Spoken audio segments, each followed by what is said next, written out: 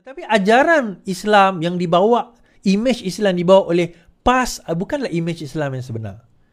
Ini saya nak cerita, bukan image Islam yang sebenar. Kalau itulah image Islam, maka berada dalam keadaan teruk negara kita, tuan-tuan. PMX telah pun memperkenalkan satu usaha yang sangat baiklah. Bila kita bercerita tentang Islam, kita bercerita tentang menegakkan syiar Islam, PMX sebenarnya antara orang yang berusaha untuk menegakkan syiar Islam di dalam negara majoriti orang Islam. Okey. Dan antara usaha yang diusahakan oleh PMX adalah dengan memperkenalkan modul pembelajaran atau pengenalan kepada hadis 40 Imam Nawawi. Okey, bagi siapa yang tak tahu, Imam Nawawi adalah salah seorang imam besar dalam sejarah Islam, dalam ulama Islam besar, imam besar, dan beliau mengumpulkan banyak hadis-hadis di dalam Riyadhus Shalihin, tetapi beliau concisekan ataupun kumpul hadis tu yang banyak, yang beribu itu, dan letakkan di dalam buku, dan mengambil 40, dia sebenarnya bukan 42 hadis yang menjadi pengajaran dan utama di dalam kehidupan seorang Muslim. Kan, contohnya hadis pertama, innamal a'malu binniyat, berkenaan dengan niat. Kemudian banyaklah hadis berkenaan dengan Islam, berkenaan dengan amal dan sebagainya. Hadis 40 ni menyentuh secara keseluruhan, kalau kita nak menjadi seorang Muslim yang baik, apa yang perlu kita ada dalam hadis itu. Apa yang perlu kita, hadis mana yang kita boleh jadikan sebagai panduan dan rujukan. So hadis ini diperkenalkan oleh Datuk Seri Anwar Ibrahim, oleh Perdana Menteri kita di sekolah-sekolah. Apa yang berlaku? Ada beberapa parti-parti politik yang tidak bersetuju dengan perkara tersebut. Mula-mula MCA kata tak setuju. DAP tak cakap apa, MCA kata tak setuju. Lepas tu Dusuki, Ustaz Dusuki pun mengeluarkan kenyataan. Inilah dia parti yang apa dipanggil ni saya baca. Saya baca kenyataan ini Ini Dusuki kata, belajar 40 hadis je di sekolah untuk umat Islam di negara sendiri, puak-puak sekolah tentang, dah boleh fikirlah apa lagi yang sedang mereka rancang. Wahai umat Islam. Dia kata macam tu. Tengok, dia nak bagi tahu bahawa inilah geng-geng sekular yang dia kata yang menentang hadis 40. Dia kata macam tu. Tetapi dalam masa yang sama, dia tak berani komen ini, tuan-tuan. Ini adalah kenyataan daripada siapa? Daripada gerakan.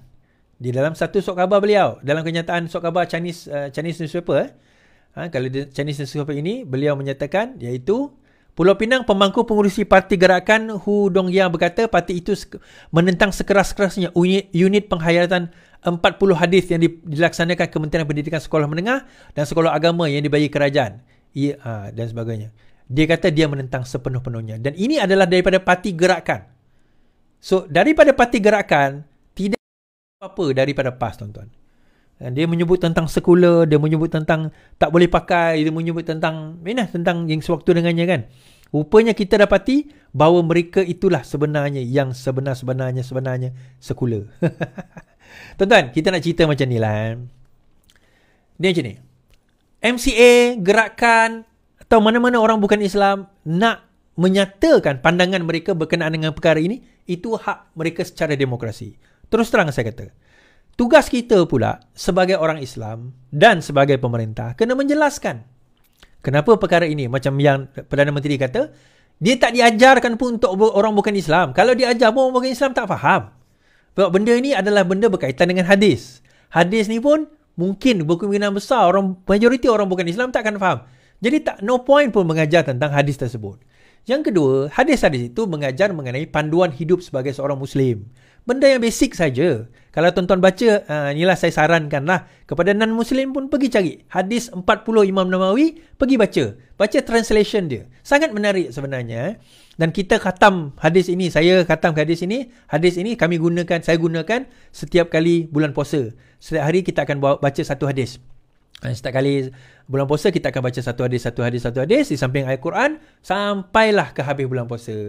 Jadi bolehlah kita baca 30 hadis kan.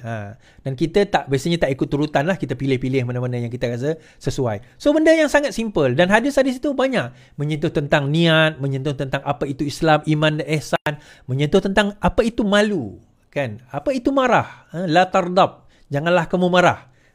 Malu itu apa? Menyentuh tentang banyak cerita, banyak kisah yang sebenarnya boleh kita pelajari dan boleh kita ambil iktibar berkenaan dengan hadis-hadis itu secara asas. Sebelum kita pergi ke buku hadis yang lebih besar seperti Riyadhus Shalihin yang lebih tebal, yang lebih besar, ataupun Bukhari, Muslim dan sebagainya. So bagi saya, satu pengenalan yang simple, yang mudah, yang sepatutnya kita dah lama dah implementkan. Tetapi akhirnya terima kasih Perdana Menteri Malaysia telah mengimplementkan perkara tersebut di dalam negara kita. Thank you PMX. Inilah dia sebenarnya Islam sejati, tuan-tuan.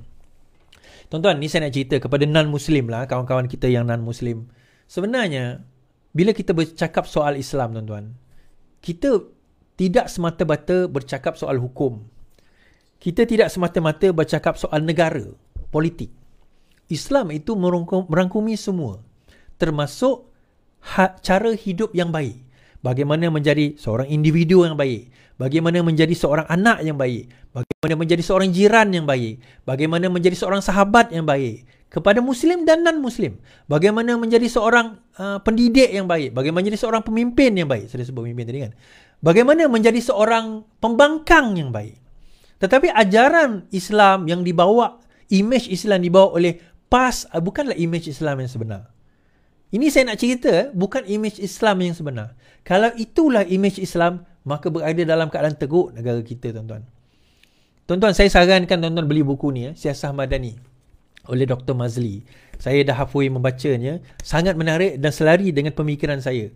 Dan tertarik saya adalah salah satu daripada apa yang ditulis oleh Imam Syafi'i sendiri.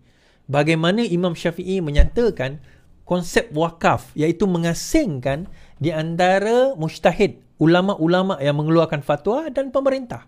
Terdapat pengasingan kuasa dan bidang di mana pemerintah mengeluarkan tidak berhak mencampuri urusan agama.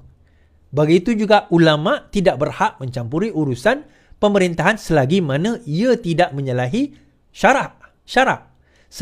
Kalau ia menyalahi syarak, maka tugas ulama untuk menegur pemerintah. Tetapi bukanlah ulama itu berada di atas pemerintah. Bukan lebih daripada pemerintah. Pemerintah ada tugas dan bidang dia. Ulama ada tugas dan bidang dia. Dan ini yang Imam Syafi'i sebut sebagai wakaf. Yang disebut di dalam Siasah Madani ini. Tuan-tuan boleh baca sendiri. Boleh cari kat mana. Jangan tanya saya sebab saya pergi direct dengan Dr. Mazli. Tuan-tuan boleh beli sendiri. So sangat menarik kupasan tersebut sebenarnya. Yang tuan-tuan boleh baca dan boleh lihat. So dalam hal itu tadi kita bercerita tentang sekular. Dia so-called sekular. So apakah komen Ustaz Ahmad Dusuki tentang perkara tersebut?